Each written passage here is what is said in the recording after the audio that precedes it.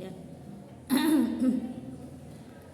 Ini cara berpikir ilmiah atau metode ilmiah. Di sini dirinci menjadi 11 ya, banyak sekali. Itu ada di layar monitor itu ya, ada 11 rincian ya. Nah, kita jelaskan satu-satu ya. Di sini yang pertama bahwa ketika kita melakukan penelitian atau bahkan tidak penelitian, menulis buku pun begitu ya, nulis biasa nggak pakai penelitian. Misalnya kayak saya itu nulis buku yang itu ilmu dakwah itu nggak pakai penelitian, saya menulis langsung ya. Kalau yang satunya yang Islam Nusantara kemarin ada yang beli juga Pak, nah itu pakai penelitian dulu saya. Ini ada 11 tahapan. Yang pertama adalah mengumpulkan data atau sering disebut dengan collection ya, mengumpulkan kan koleksi ya. Nah, mengumpulkan data maksudnya gimana? Maksudnya ketika kita mau penelitian ya, atau sedang penelitian ya, atau sedang menyusun skripsi, kita kumpulkan data dulu. Mengumpulkan datanya gimana? Ada yang melalui dokumentasi apa? Foto ya, difoto. Oh, ini nelayan lagi lagi di laut, foto ya, itu namanya dokumentasi. Bisa juga berupa pamflet ya, bisa juga berupa brosur, itu dokumentasi yang terkait dengan dokumen-dokumen yang ada. Itu namanya cara mengumpulkan data dengan dokumentasi, dengan metode dokumentasi ya. Nah, kalau pondok pesantren apa? Yaitu di pondok pesantren ada sejarah ya, sejarah pondok pesantren, visi misi, terus program pondok pesantren ya kan, terus kurikulum pondok pesantren, itu namanya data dokumentasi. Nah, itu mengumpulkan data, dikumpulkan, itu yang cara dokumentasi, kumpulkan semua, sejarahnya, program kerja, kumpulkan semua ya, karena ini mau diteliti kan, itu yang dokumentasi. Nah, itu juga bisa ini pengumpulan data dengan cara wawancara ya. Kalau dokumentasi itu nggak cukup, kalau penelitian lapangan ya, wawancara juga, wawancara ke ustadznya, ke pengasuhnya ya. Apa yang diteliti? Ya itu yang diwawancarakan. Misalnya apa? Meneliti tentang bagaimana peran santri dalam mengikuti program yayasan atau program pesantren. Nah, itu wawancara pada pusatnya ya, pada pengasuhnya. Nun sewu Kiai, atau bagaimana Kiai, mohon maaf, apakah santri-santri itu banyak yang aktif atau banyak yang tidak aktif? Nah, terus tanya lagi, kalau tidak aktif apa saja alasannya? Itu kan namanya wawancara. Nah, itu misalnya ini ada metode pengumpulan data seperti itu. Nah, ada juga yang metode pengumpulan datanya observasi siapa? Mengamati di lapangan. Orang takon-takon sampai deleng nato. Yo, saben dina mengono mari pesantren delengi. Oh, sebulane misalnya sing diikuti nang sampean, misalnya bagaimana keaktifan santri dalam mengikuti sholat jamaah gitu ya. Dia mati wala nggak sama duhur, ternyata santrinya sedikit, cuma turu kabeh ya, sing jamaah sedikit. Sampai berapa hari sesuai penelitian, waktu penelitian Anda begitu sedikit terus. Nah, itu namanya pengamatan atau observasi. Ini metode ilmiah yang kedua, dengan cara mengamati ya. Nah, setelah melakukan pengamatan ini ya, sudah tadi kan dikoleksi ya, mengumpulkan data yang dokumentasi, yang wawancara, terus kemudian melakukan pengamatan sendiri ya. Yang selanjutnya ada pemilihan data atau reduksi data. Nah, ini yang sering tidak dipahami oleh mahasiswa. Ketika munakosah ditanya, analisa penelitiannya gimana, pengumpulan datanya gimana, nggak paham. Ini harus paham. Pengumpulan datanya tadi sudah saya terangkan ya, caranya itu tadi. Ada 3, dokumentasi, observasi, dan wawancara misalnya, paling sedikit. Nah, terus pemilihan datanya gimana? Pemilihan data itu atau reduksi data dipilih tadi. Misalnya sampai cuma mau meneliti keaktifan santri dalam mengikuti sholat jamaah. Ya data-data yang terkait dengan tidak sholat jamaah nggak usah dicantumkan. Itu namanya reduksi data. Dinoi soal bergabung ya nang pengurus. Oke mas, nek kepengen ngerti kegiatan pondok. Kan akeh banget semuanya ada maulidan dan sebagainya. Nah, sampai nggak usah diikutkan yang itu, letakkan aja. Nah, kalau mau diikutkan cukup di data, ya. Macam-macam kegiatan di pesantren Al Ihya Ulu Madin. Tulis dong. 1. Maulid Zudoro. 2. Pengajian rutinan. 3. Diniyah pesantren kan itu ya. Tulis gitu, tapi datanya ora usah digosok karena orang teliti ya kan. 7 misalnya ya, sholat jamaah. Nah ini baru yang terkait sholat jamaah dikumpulkan. Mesti tahu ke sholat jamaah apa? Oke anak fotone santri lagi jamaah. Terus oke anak pelatihan wudhu yang benar gitu. Nah gue dikain yang sampean ya terkait gue. Terus ini ketentuan peraturan sholat jamaah misalnya kalau yang nggak sholat jamaah akan didenda misalnya. Itu yang dipilih itu aja. Ini namanya reduksi data. Dari semua data yang sudah kita kumpulkan tadi, tahap pertama kan mengumpulkan ya, direduksi, dipilih yang dibutuhkan saja dalam melakukan penelitian, baik penelitian skripsi atau yang lainnya ya. Dia harus tepat, ini pengumpulan datanya juga harus tepat ya. Yang untuk wawancara juga harus tepat. Masa mau wawancara untuk jamaah ya, sholat jamaah, kok wawancaranya tentang maulid? Apa salah ya, skripsinya nanti salah. Kemarin ada ya, mau skripsi tentang public relation ya, manajemen public relation, malah wawancaranya tentang bagaimana manajemen di situ, manajemen ini loh, pengelolaan lembaga itu misalnya ya. Kan harusnya misalnya apa, bagaimana manajemen public relation di kecamatan Kesugihan misalnya. Nah kok malah tiba-tiba wawancaranya malah yang ditanyakan malah bagaimana manajemen kecamatan. Nah manajemen kecamatan kalau public relation itu beda. Public relation cuma satu manajemen dari seluruh manajemen kecamatan, paham ya? Kalau manajemen kecamatannya kan ada manajemen pendaftaran, ada manajemen pelayanan kan gitu ya, pendaftaran ada manajemen pendaftaran KTP kan gitu ya, ada manajemen pendaftaran nikah kan gitu misalnya. Jadi beda itu. Jadi kalau mau meneliti harus direduksi nih, dikhususkan mana yang dibutuhkan untuk penelitian tersebut. Kalau memang public relation ya fokusnya di public relation toh ya, pertanyaannya juga seputar public relation. Kalau teori manajemen kan minimal ada 4 ya, watch ya, planning, organizing, actuating, and controlling kan, 4 ini. Sampeyan paham ora ya? Sampeyan semester tidak? Wis melu kuliah manajemen urung? Jadi mana ya? Kudune ana ora ketang manajemen dakwah urung ya?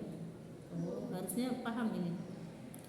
Watch ini teori manajemen umum, tapi dibagi juga di manajemen dakwah ya. Nah itu, ini ditanyakan planning kan perencanaan sebagai contoh ya. Yang ditanyakan ya, apakah ada perencanaan dalam public relation di KUA kayak gitu ya. Jadi perencanaan khusus di public relationnya, bukan bagaimana perencanaan di KUA Kesugihan loh. Itu kan perencanaan sangat banyak, ada perencanaan pegawai, rekrutmen pegawai ya kan, ada perencanaan program kerja dan lain-lain. Salah itu, skripsi kayak gitu nggak benar, nggak fokus pada satu yang dituju. Nah itu besok sampean skripsinya kayak gue sih bener ya, karena sudah dikasih tahu sama saya tuh. Kayak terus yang keempat, penggolongan data, klasifikasi. Nah setelah direduksi itu kan tadi sudah dipilih ya, misalnya tadi contohnya khusus public relation ya yang khusus itu kemudian klasifikasi. Misalnya gini perencanaan public relation di KUA. Sudah kan ya? Ada pertanyaan macam-macam, terus jawabannya juga macam-macam. Lihat di klasifikasi, misalnya jawabannya ada yang jawabannya di sini ada. Nah, sing ada dikumpulkan kalau sing ada. Ada perencanaan atau tidak kan gitu ya tadi pertanyaannya ya. Sing ada dikumpulkan ada kabeh. Kan takonnya sampean sing ditakoni misalnya dari semua karyawan KUA ya, ada 25 ya. Sing jawab ada di sini 3. Sing jawab tidak ada 22. Itu namanya diklasifikasi ya. Nah, setelah itu untuk apa? Nanti dianalisa. Dianalisanya apa? Ternyata yang menjawab cuma 3 orang dari 25. Dan nanti dipresentasekan. Presentasinya gimana? Dikalikan 100 ya, dibagi 100 ya. Nah, dibagi dengan angka yang di atasnya. Jadi kan misalnya 20 berapa tadi? 3 ya. 3 per 25 kali 100 ya. Itu berapa? Itu persentasenya hasilnya ya. Berapa persen ya kali 100%. Jadi 3 per 25 ya. 3 dibagi 25 hasilnya berapa ya. Dan itu kelihatan oh berarti sekian persen mengatakan ada. Berarti kesimpulannya tidak ada. Berarti public relation di KUA tidak direncanakan ya. Bahkan mungkin tidak ada. Jadi ngomong ada 3 orang dong. Masa dari 25 cuma yang ngomong 3 orang. Berarti kan tidak ada. Karena persentasenya sangat kecil. Ya, itu namanya klasifikasi data. Nah, yang kelima penafsiran dasar atau interpretasi. Nah, itu penafsiran yang saya bilang. 3 kan ada, itu ada 3 orang sih, paham? Tapi sampean interpretasikan tidak ada. Mengapa ngomong tidak ada? Interpretasi penafsirannya menjadi tidak ada, padahal ada 3 kan? Ya karena 3 itu dibanding 25 ketemunya tidak ada, sangat sedikit ya kan? Nah, yang ketemunya ada berapa? Minimal itu 50%. Jadi kalau 25 yang jawab 13 orang itu namanya dikatakan ada. Paham? Nah, itu pun ada tembe ada toh. Kok adanya bagaimana ditanya lagi. Ya, itu penelitian yang benar kayak gitu. Ya. Selanjutnya yang keenam adalah pengolahan atau analisa data. Nah, ini yang dianalisa. Ya, analisa itu tadi ya. 3 per 25 kali 100 hasilnya berapa? Berarti sekian persen. Nah, sekian persen berarti perencanaan di sini tidak ada. Itu namanya analisa. Menganalisa kan 3 per 25 itu kan menganalisa, cara menganalisanya. Jadi orang ngawur jawaban tidak ada caranya itu. Loh ini kamu tadi kan ada 3 orang, ini ngomong ada, kenapa kamu bilang tidak ada kan gitu ya? Nah, kamu bisa menjawab karena ini secara analisa datanya tuh 3 dibanding 25 diinterpretasikan menjadi tidak ada Pak gitu. Jadi itu jos ya, itu namanya tahu cara skripsinya betul, penelitiannya betul. Yang ketujuh pengujian data atau verifikasi data. Nah, setelah data ini semua dianalisa sampai selesai, langsung diverifikasi data. Verifikasi data itu diujinya gimana? Loh, tadi kok kesimpulannya gak ada ya? Apa benar sih? Padahal wis melakukan penelitian kan? Jawabannya segitu kan berarti tidak ada ya? Wis kesimpulannya jelas tidak ada kan ya? Dianalisanya kan tidak ada gitu ya. Tapi sampai ragu-ragu, masa sih nggak ada?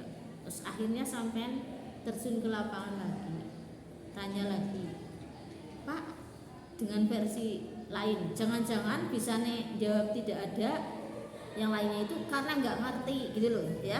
Makanya jawabannya jangan ada atau tidak, pertanyaannya ya dirubah pertanyaannya sampai-sampean.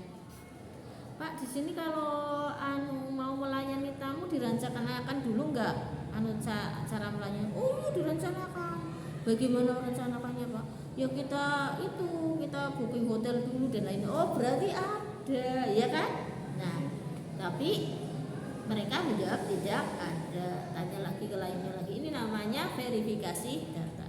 Nah, atau sampean tanya ke yang bilang ada gitu ya, masa sih semuanya bilang tidak ada, kok ini tiba-tiba 3 bilang ada, sebenarnya orang percaya, terus diverifikasi. Caranya gimana Pak?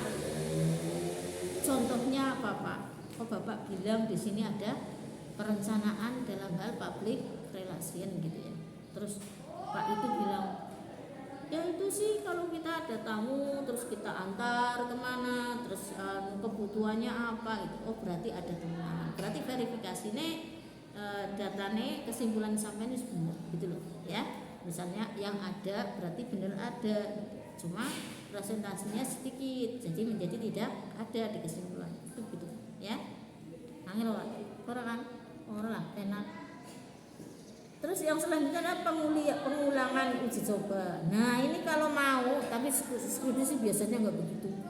Ini biasanya para peneliti yang melakukan seperti ini, yang melakukan verifikasi data dan uji ulang ini ya, pengujian ulang, pengulangan itu data biasanya peneliti. Kalau skripsi orang ya, bahkan skripsi kayak biasanya lebih banget. Aku sih kecewa. Hasilnya wis bagus banget, artinya itu wis sesuai metodenya. Baru ditakoni sampean yang diwawancarai berapa orang? 1 Bu. Astagfirullah. Ya ora dadi ya. Skripsi itu ada aturannya, penelitian ada aturannya, yaitu apa? Yang diteliti itu minimal 75% dari seluruh komunitas ya, dari seluruhnya. Misalnya anak KPI dari apa misalnya meneliti KPI semester 3 dong ya, semester 3 10 orang. Nah paling enggak yang diteliti itu adalah 7 orang ya. Jadi sing ditanya 7 orang, itu penelitian yang betul aja. Wong bocah 10 sing takoni siji tok. Yang kok hasil penelitiannya ora valid ya, itu.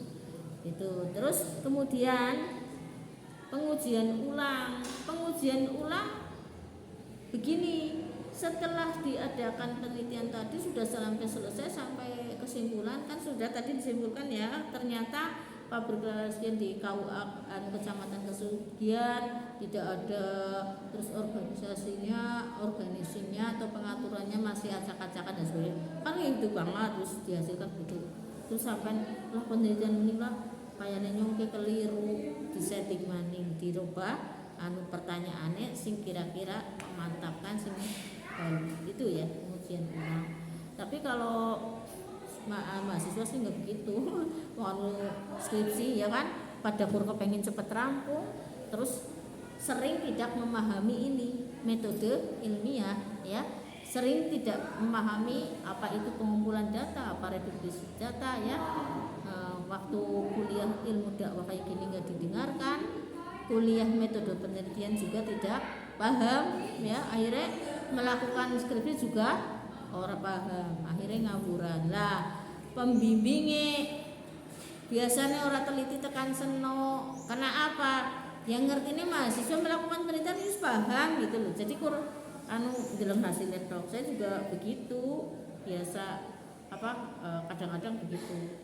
Ya, contoh kemarin ya ada penelitian ya, judulnya adalah moderasi beragama di Kabupaten Cilacap. Keren banget Bu.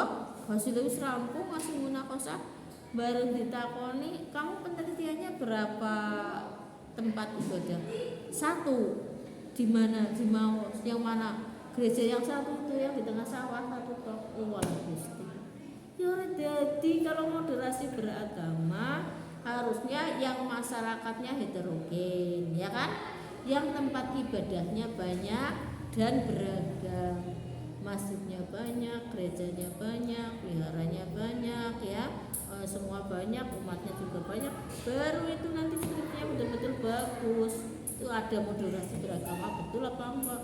Gereja siji tok diteliti ya karuan, pasturnya apikan banget ya kan, umat gerejanya juga apikan banget tuh, dewekan nang kono rapikan yang mau dikeroyok nang masyarakat gitu loh logikanya. Walaupun memang Kalau di Indonesia sih mayoritas semua toleransi ya kan, tapi kan bukan seperti itu penelitian yang betul. Tapi nak pria maning seraku seperti ini baru ketahuan.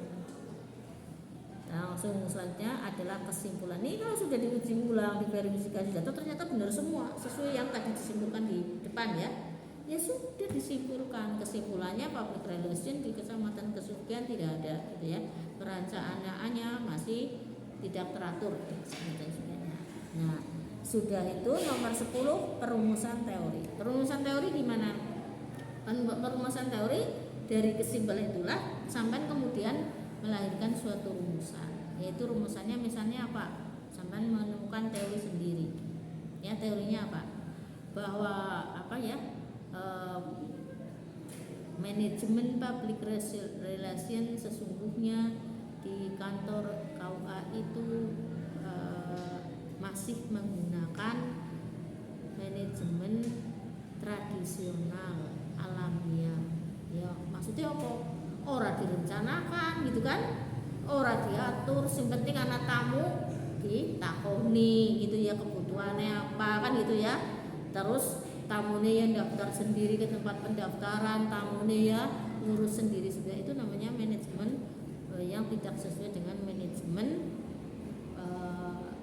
teori manajemen ya, hanya namanya itu manajemen tradisional atau alamiah, apa adanya, biasa. Itu banyak loh ya di perkantoran-perkantoran jelas hampir seluruhnya ya kan, yang memakai PR itu jarang sekali ya. Itu masih semuanya tradisional. Padahal di mana-mana kalau di luar negeri itu pakai PR semua. Dalam rangka apa? Supaya pelayanannya bagus sehingga para pengguna itu menjadi puas. Nah, akhirnya kalau puas ya berlangganan terus. Akhirnya juga perusahaannya maju gitu ya, akhirnya omsetnya bertambah. Itu jadi kaitannya seperti itu ya. Nah, sekarang kalau di Indonesia kayak manajemen kecamatan itu sudah jelas ya, semua masyarakat menggunakan ya, orang penting kan, orang penting apa namanya, mau menggunakan atau tidak sudah jelas menggunakan semua. Tetapi kalau dipikir dari untuk perbaikan kinerja harusnya diteliti dan harusnya ada, karena apa? Kalau kerja yang bagus kan hasilnya bagus ya kan. Nah, iya jangan apa-apa alamiah, apa-apa ngawuran, akhirnya ya kayak gitulah ya. Kemarin saya ngurus paspor ya, paspor ke luar negeri itu ribet, rumit. Karena apa? Hampir setiap satu paspor ada kesalahan, orang datang satu huruf di hal nama. Lucu kan? Nah, dulunya gimana coba waktu pelayanan di KTP, di ijazah kan gitu ya. Harusnya kalau memang manajemennya bagus dari pemerintahan kita ya kan, harusnya matching dari mulai lahir sampai ijazah SD dan sebagainya sampai selesai, nggak ada kesalahan nama kan gitu, baik nama ayah, nama ibu maupun nama yang punya identitas itu harusnya. Tapi ndilale ya ana sing jenengane ramane salah ya kan, huruf ana sing jenengane ibune keliru, itu mesti ada itu satu. Berarti itu tidak bagus. Nah, itu harus diteliti itu bisa untuk masukan ke birokrasi kita ya Indonesia. Kalau saya kan ngomong seperti ini karena berdasarkan pengalaman bukan penelitian. Karena ngurus paspor ternyata ada basic salah gitu ya. Ya. Sekarang yang terakhir adalah perumusan dalil atau hukum. Nah, bedanya teori dengan hukum siapa? Kalau teori kan sampai tadi menemukan sendiri ya teori. Wah, ini teorinya cuma teori ilmiah. Apa teorinya? Pakainya manajemen public relation-nya itu belum dipakai, cuma alamiah. Kan itu teorimu ya. Nah, menjadi hukum perumusan dalilnya itu gimana? Perumusan dalilnya disesuaikan dengan landasan teori. Nah, yaitu apa? Karena manajemen di situ tidak menggunakan teori POAS ya, planning, organizing dan sebagainya. Maka kemudian di sini kamu merumuskan bahwa ada manajemen selain manajemen POAS, kamu rumuskan, yaitu apa? Yaitu tadi manajemen tradisional asal-asalan misalnya, tapi yang nggak perlu kayak gitu. Ada perumusan sendiri dari diri sendiri yang berdasarkan hasil penelitian dikorelasikan dengan landasan teori, kamu analisa, kamu simpulkan. Itu yang namanya menjadi dalil atau hukum. Dan alhamdulillah saya itu bikin penelitian dua-duanya saya sampai ke tingkat ini ya, baik penelitian S1 maupun S2, skripsi dan tesis saya semua merumuskan hukum. Karena ya gitu, saya memakai metode ilmiah ini, jadi saya bisa merumuskan hukum ya, menemukan teori itu. Cuma tidak dipublikasikan ya, biasalah kalau di misalkan begitu ya, tidak penting-penting amat yang hal semacam itu ya. Kalau dipublikasikan menjadi teori ilmiah, jadi ya lumayan gitu nih. Ada pertanyaan? Tanya, mumpung masih ada waktu, mumpung saya masih di kelas dan sampean masuk ke ini bisa, atau penelitiannya atau jawabnya. Kalau tidak ada, saya cukupkan sekian dulu. Wassalamualaikum warahmatullahi wabarakatuh. Waalaikumsalam.